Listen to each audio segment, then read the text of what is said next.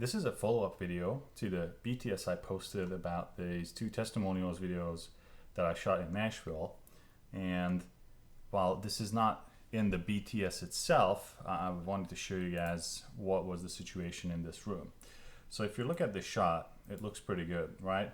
Except for the fact that in this location, while this was the best spot, behind the talent on the wall there was a patch of paint that was a different shade than the original color. It looks like they patched something, but they didn't do it, very well. So you can see this patch behind the chair right here. And this also shows up obviously in the second person shot right there next to his shoulder. So I was able to fix this with After Effects, and I'm going to show you how to do it, because this is how it looks in the raw footage, and this is after I fixed it.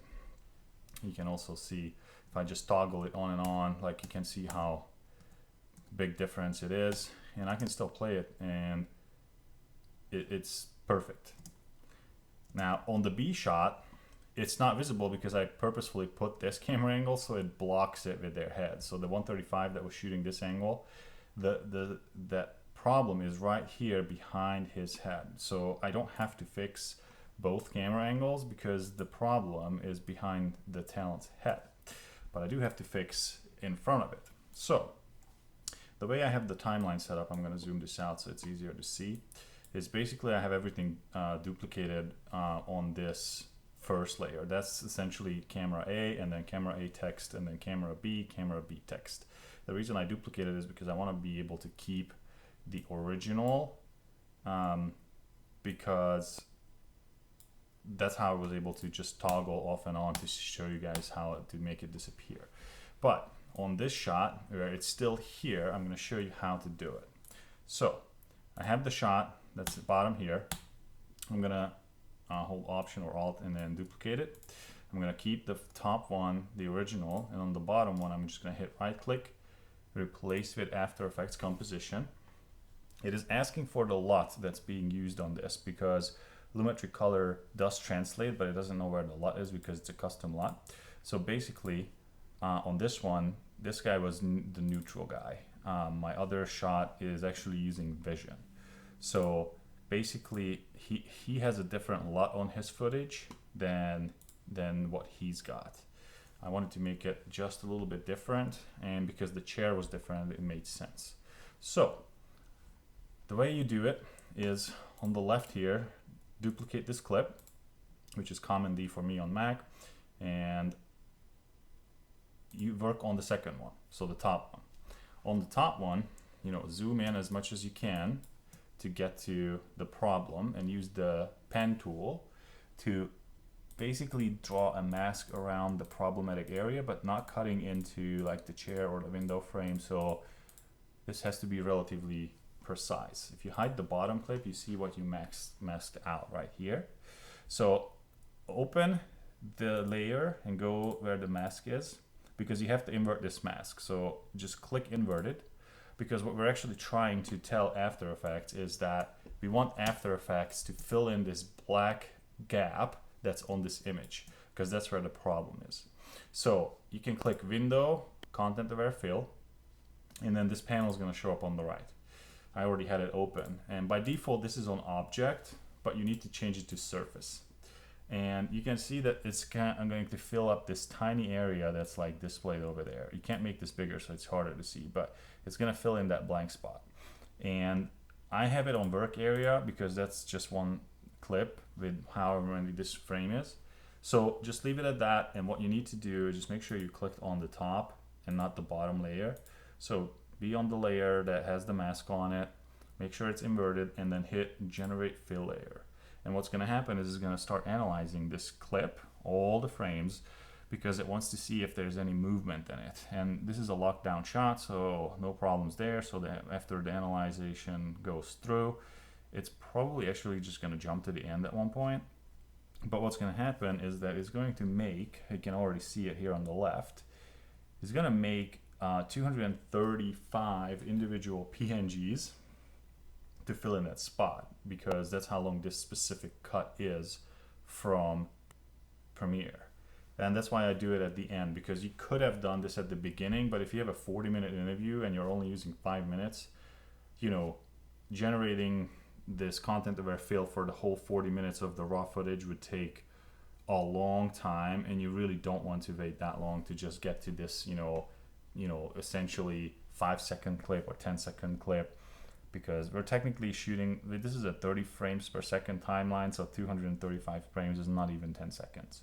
All right, now that the analyzation is done, you can actually see this frame is complete, but it's now rendering out all the 236 individual frames, which technically in this specific project, it could have been just one frame, and you just copy paste it and just expand it out to the clip, because there's no movement in it. If there was movement in it, you would need to do all of them.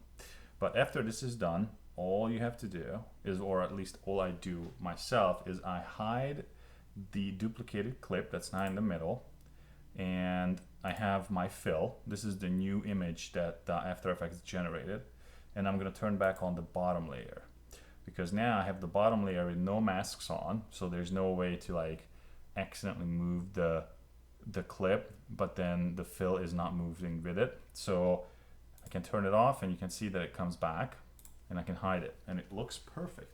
After this is done, your PNG files are complete, so make sure that only the PNG files and the bottom one is visible. I do hide the duplicated clip that has the mask on it, because I don't want to actually accidentally shift the images on top of each other with the mask on, so I'm just using the original plus the fill. If you turn the fill off, the paint problem comes back. So go back to Premiere Pro, and if you hide the duplicate, what you're going to see is that this turned red, because it needs to be pre-rendered from After Effects. But you can already see that the problem is gone. So at this point, I can just do the next one. I'm going to duplicate it again. I'm going to go and replace this with After Effects composition. I'm going to select my neutral LUT, because that's what I used. And basically, you could also probably just try to copy this, paste it in here, and because the camera and nothing moved, this should fit perfectly. And as you can see, it is actually working. And if I scrub through this and just let it actually render out, because it does take some time for Premiere to figure this out, or After Effects to figure this out, then it's actually perfect. So I don't even have to do the generated fill. I just copy pasted it. Now I can go back, keep hiding these, and I just have to do, no, this is it, because this one is already complete. So if you want to actually play this back real time, you can just hit enter and wait for this pre-render to finish, and then just watch it through, make sure it doesn't jump around or crash for some reason from After Effects. But basically you removed a problem that was physical, and it was on location, and you couldn't do anything about it unless you put a plant or something in front of it. But I didn't like the look, because the scene already looked good enough for me, and I knew I could remove this in After Effects, and I was able to just hide it on my second angle. So it wasn't a problem that I won't be able to solve in post, but this wasn't an accident. Like, I knew this is happening. I saw the paint, I framed everything accordingly to know that it's not going to be a problem for After Effects. I didn't want the talent to be in front of it, constantly moving in and out, because then the masking would have been really difficult to remove it on every single frame. But I hope this is helpful for you and learn something new. If you're running into this situation, even if you just want to remove a logo or something that's on the wall that you don't like, you can do the same thing with basically any surface area problems with After Effects really quickly.